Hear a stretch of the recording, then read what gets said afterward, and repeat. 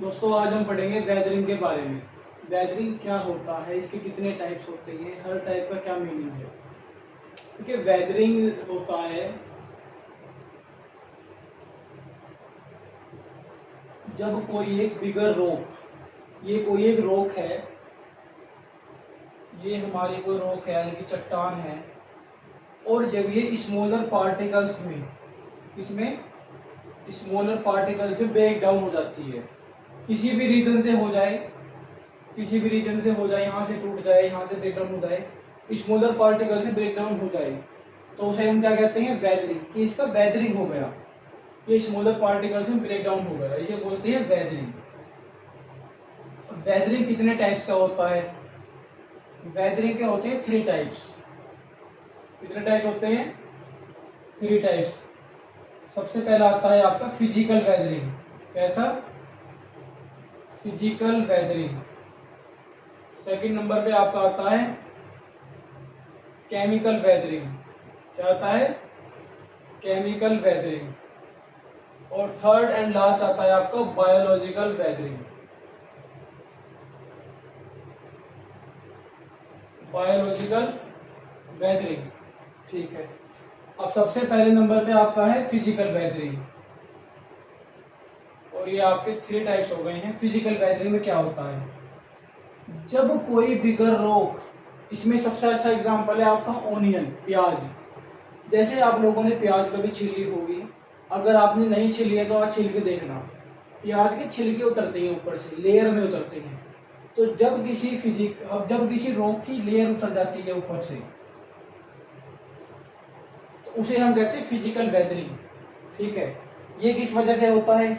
Suppose करिए कि कोई बिगर रॉक है, सन की उस पर रेज पड़ रही है कंटिन्यू, ठीक है। दिन में जब सन की रेज पड़ेंगी तो वो मेल्ट होगी, उसके अंदर मेल्टिंग प्रॉपर्टी आएगी, थोड़ी पिघलना स्टार्ट होगी थोड़ा सा। और जब रात के टाइम सन की रेज तो नहीं होती है, किसकी होती है? रात के टाइम आती है मून, उसके टाइम होगा ये फ्रीज। फ्रीज और थो का जब प्रोसेस ये लंबे समय तक चलेगा, बहुत सालों तक चलेगा, तो फिर इसकी लेयर उतरना स्टार्ट हो जाएगी धीरे धीरे। ये कोई 1-2 साल में नहीं होता, ये होता है बहुत साल में। इसे ही कहते हैं फिजिकल वेदरिंग, जब ये चीज होती है। केमिकल वेदरिंग क्या है? कोई इतना हार्ड टॉपिक नहीं है, बहुत इजी टॉपिक है, अगर अच्छे समझे तो बहुत इजी है।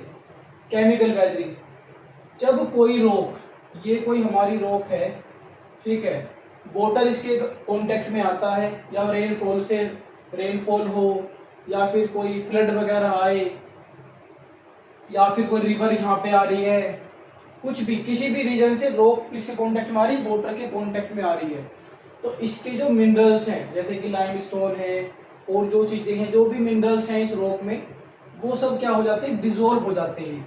वो डिजोल्व होके वाटर के साथ फ्लो हो जाते हैं, तो उसे ही हम क्या कहते हैं? Chemical weathering. Third and last हमारा क्या आता है? Biological weathering. आप लोगों ने देखा होगा कि कोई पुराना घर होता है, क्या होता है? पुराना घर होगा, पुराने घर की दीवारों पर कोई सीड जर्मिनेट हो जाता है। क्या हो जाता है? कोई सीड जर्मिनेट हो जाता है। पुराना भी घर होता है, नए भी घर होते हैं जहाँ पे लोग ध्यान नहीं रखते, दीवारों में हो जाते हैं। पुराने घरों में अधिकतर आप लोगों ने देखा होगा, तो कोई सीड जर्मिनेट हो जाता है, या किसी रोक में। कैसे होता है सीड जर्मिनेट? सीड, सबसे पहली बात, सीड पहुंचा कैसे? सीड के जाने के बहुत सारे तरीके हैं, जैसे कोई चिड़िया है, कोई पक्षी है, या कोई पशु है, उसने कुछ खाया और यहाँ पे बीट कर दी तो ऐसे आ गया, या हवा में आ गया, या फिर हमारा ह्यूमंस हैं, कुछ बीज वगैरह खाया, जामुन वगैरह कुछ खाई और वहाँ पे फेंक दिया, तो वो जैसे ही उस बीज की, उस सीड की जो है फेवरेबल कंडीशन उसे मिलेगी, तुरंत वो क्या हो जाएगा? जर्मिनेट हो जाएगा वहाँ पर। और जर्मिनेट होने के साथ साथ वो क्या करेगा? यहाँ पे क्रैक्स लेके आएगा। जैसे जैसे उसकी रूट्स डेवलप होंगी, रूट्स नीचे तक निकलेंगी, तो उसमें क्रैक आएगा। ये कोई रोक है, और ये ऊपर की तरफ तो पेड़ है, जैसे चलेगा, और नीचे क्या है? इसकी रूट, रूट नीचे तक इसकी जाएंगी, तो रूट जब इसकी नीचे फैलेंगी, उससे क्या होगा? उससे आपकी रोक के अंदर क्रैक आएंगे, तो ये रोक टूट जाएगी। इसे हम बोलते हैं बायोलॉजिकल वेदरिंग।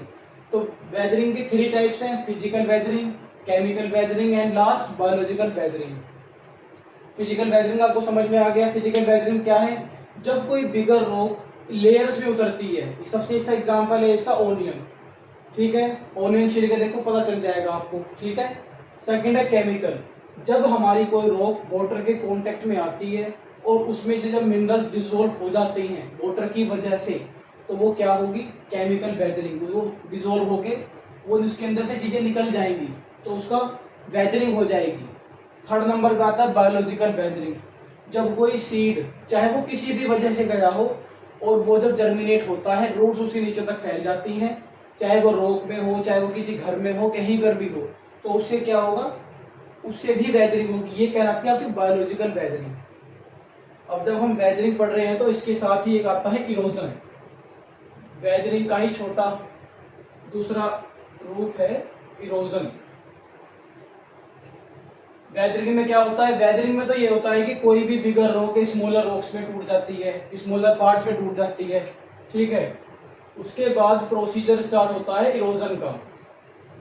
इरोजन में क्या होता है, जब हमारी कोई बिगर रॉक है और ये स्मॉलर पार्टिकल्स में टूट गई, ठीक है, स्मॉलर पार्टिकल्स में टूट जाती है, यहाँ से टूट गई, यहाँ से टूट गई, यहाँ से टूट गई, ठीक है, ये तो थी वेदरिंग। अब जब ये जो पार्टिकल्स हैं ये शिफ्ट हो जाते हैं यहाँ से कहीं और, तो शिफ्टिंग अनदर प्लेस, जब शिफ्ट हो जाएंगे कहीं और पर, इसे हम कहलाएंगे erosion. Shifting of soil, shifting of particles, उसी प्रोसेस को हम कहते हैं इरोजन। अब इरोजन होने के बहुत सारे रीजन हैं भाई, या तो सबसे पहला, या तो ये एयर के साथ आ जाए, किसके साथ, एयर के साथ। दूसरा, वाटर के कांटेक्ट में आ गए, वाटर के साथ बहकर आ गई, रिवर वगैरह के साथ आ गई। तीसरा, ग्लेशियर के साथ आ गए, ठीक है। तो ये आपके फैक्टर्स हैं इरोजन के। एयर अपने साथ लेके आ सकती है, वाटर अपने साथ लेके आ सकता है, ग्लेशियर अपने साथ लेके आ सकता है। तो ये है आपका इरोजन। वेदरिंग के साथ साथ हमें इरोजन भी समझना होता है, क्योंकि वेदरिंग होने के बाद ही इरोजन होता है, पहले इरोजन नहीं होता है। पहले होगा वेदरिंग, देन आपका सेकंड नंबर पे होता है इरोजन, ठीक है। Thank you so much. अगर आपको अच्छे से समझ में आ रहा है तो लाइक एंड सब्सक्राइब करें और कमेंट में बताइए नेक्स्ट टॉपिक आपको कौन सा पढ़ना है। दूसरा बताइए कि अच्छे समझ में आ रहा है नहीं आ रहा है, ठीक है। आ रहा है तो यस लिखें, नहीं आ रहा है तो नो लिखें।